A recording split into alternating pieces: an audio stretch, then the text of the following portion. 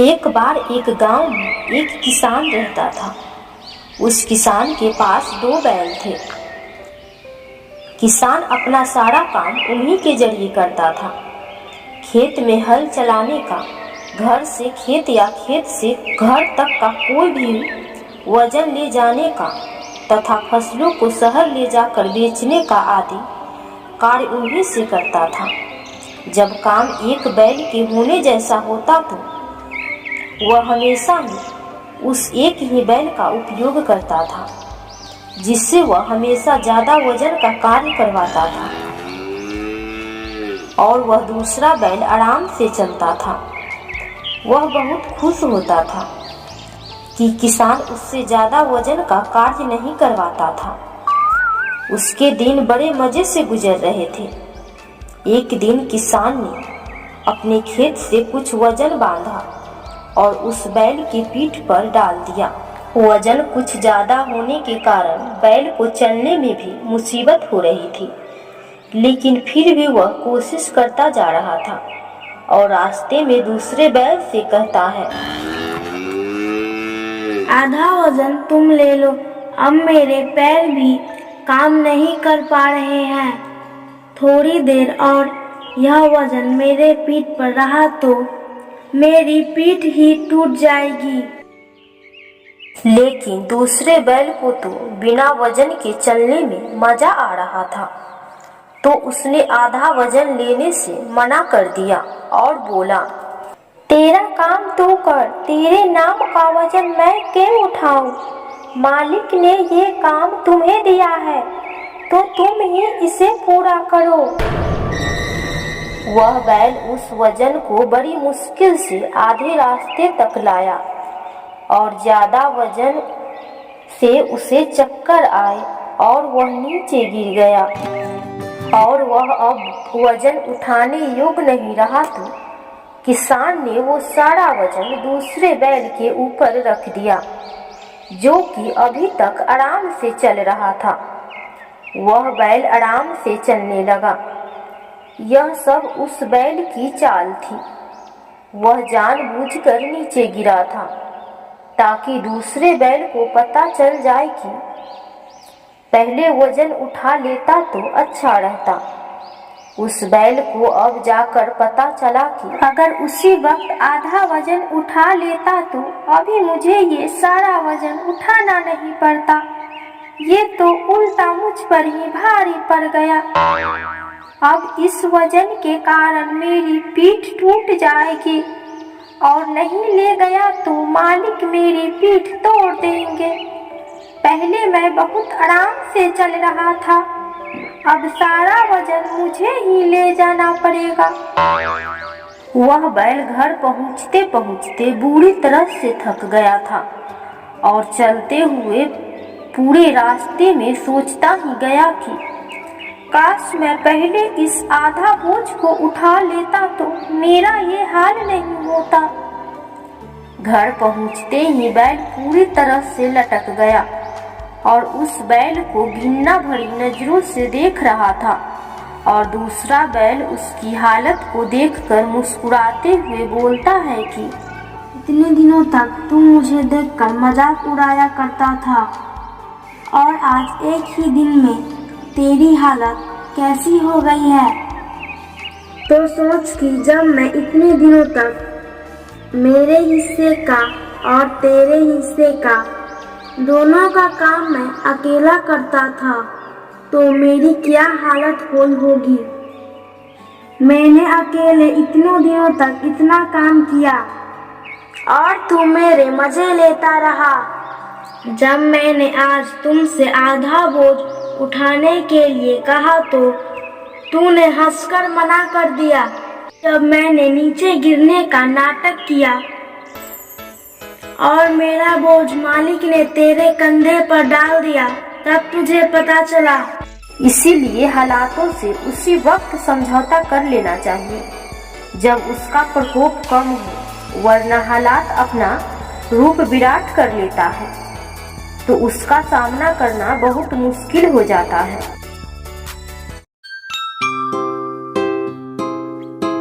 एक घना जंगल था।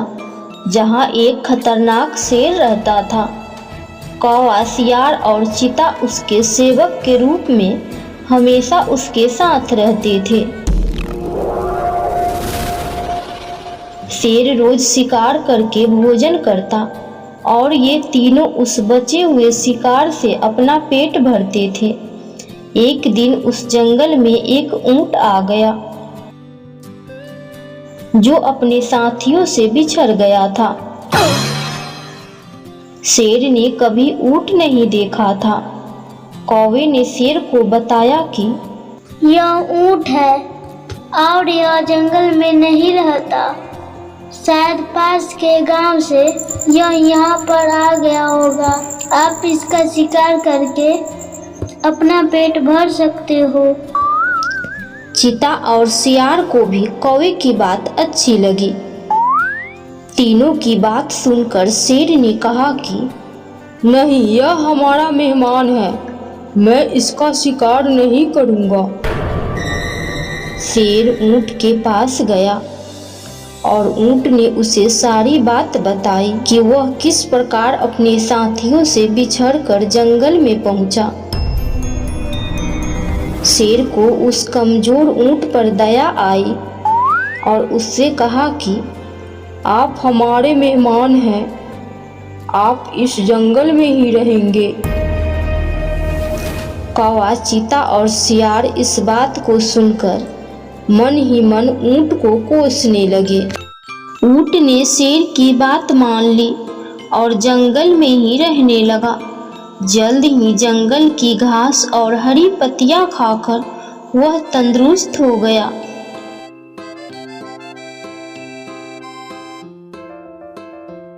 इस बीच एक दिन शेर की जंगली हाथी से लड़ाई हो गई और शेर बुरी तरह से घायल हो गया। वह कई दिन तक शिकार पर नहीं जा सका।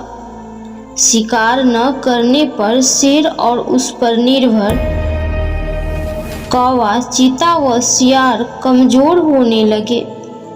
जब कई दिनों तक उन्हें कुछ भी खाने को नहीं मिला तो सियार ने शेर से कहा कि महाराज, आप बहुत कमजोर हो गए हैं और अगर आपने शिकार नहीं किया तो हालत और ज्यादा खराब हो सकती है। इस पर शेर ने कहा कि मैं इतना कमजोर हो गया हूँ कि अब कहीं भी जाकर शिकार नहीं कर सकता। अगर तुम लोग किसी जानवर को यहाँ लेकर आओ तो उसका शिकार करके मैं अपना और तुम तीनों का पेट भर सकता हूँ। इतना सुनते ही सियार ने तपाक से कहा कि महाराज, अगर आप चाहें तो हम ऊंट को यहाँ लेकर आ सकते हैं। आप उसका शिकार कर लीजिए। शेर को यह सुनकर गुस्सा आ गया और बोला कि वह हमारा मेहमान है, मैं उसका शिकार नहीं करूँगा। सियार ने पूछा कि महाराज, अगर वह स्वयं आपके सामने खुद को समर्पित कर दे तो? शेर ने कहा, तब तो मैं उसे खा सकता हूँ। फिर सियार ने कौवे और चीते के साथ मिलकर एक योजना बनाई।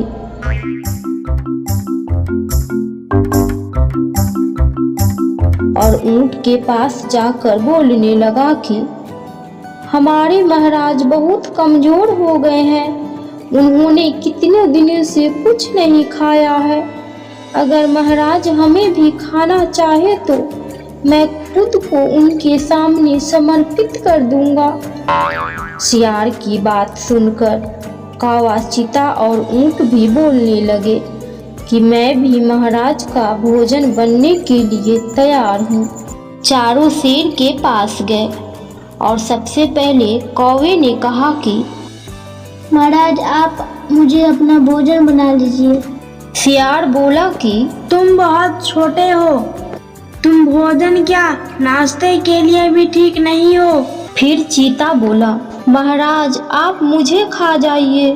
तब सियार ने कहा कि अगर तुम मर जाओगे तो शेर का सेनापति कौन होगा? फिर सियार ने खुद को समर्पित कर दिया। तब कौवा और चीता बोले कि